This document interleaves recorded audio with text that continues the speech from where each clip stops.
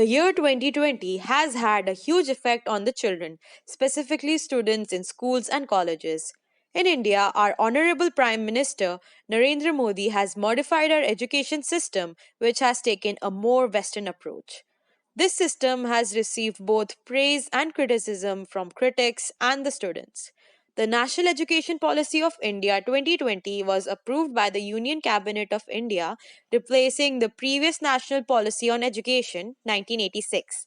The new education policy aims to transform India's education system by 2040. Major changes will be made in the education system of school students.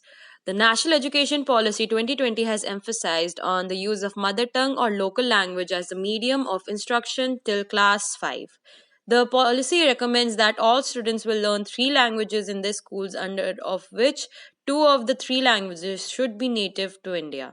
No language will be imposed on the students, and the implementation will depend on the states. The traditional 10 plus 2 structure will be replaced with 5 plus 3 plus 3 plus 4 model. The foundational stage has been subdivided into two parts: 3 years of preschool, followed by classes 1 and 2, where the focus of studies will be in activity based learning.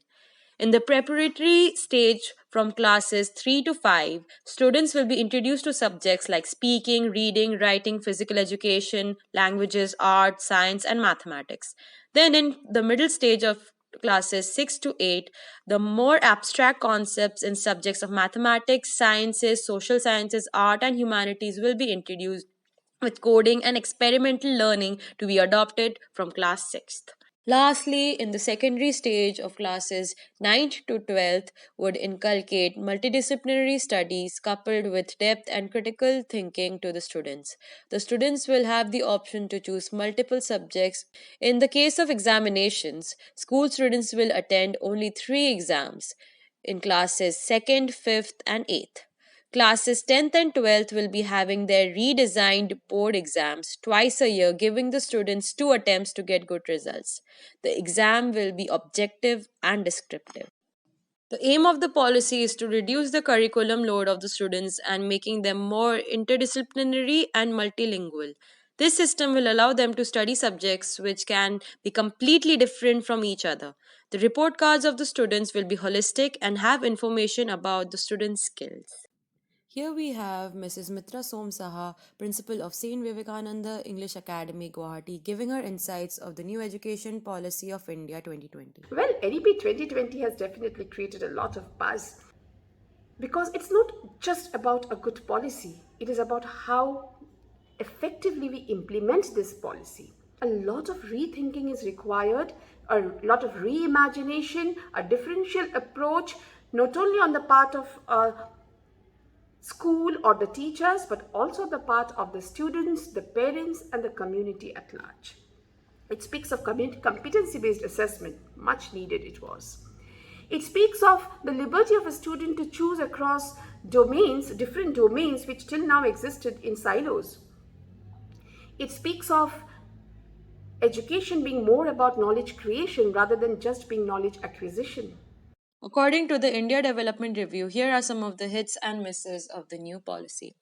Some of these hits are focus on measurable learning outcomes at all levels of the newly proposed schooling system with testing at classes 3rd, 5th, and 8th, encouraging different public private partnership school models to curtail the number of dropouts and out of school children, promoting formative assessments, peer assessment, and holistic progress reports to measure the ongoing academic progress of the children. The Gender Inclusion Fund, which supports female and transgender students by driving state level inclusion activities, developing sufficient infrastructure for safety and targeted boarding. And some of the misses are overlap between the importance given to the 12th standard board exams as well as the common university entrance examinations after class 12th. It could lead to overt centralization and potentially overtesting of the children at national and state levels. Mention of culture of inclusion at school level, but there are no details on how one would make that happen. And lastly, the funding linked to the performance of the states may actually result in low income and low performing states being strapped off for central funding in the future, leading to further stratification. The policy is a comprehensive framework for elementary education to higher education. With the evolution of learning, the new generation gets more advanced and learns something new. Only time will tell the measure of success of the new education policy of India 2020. This is Sanya Bora signing off.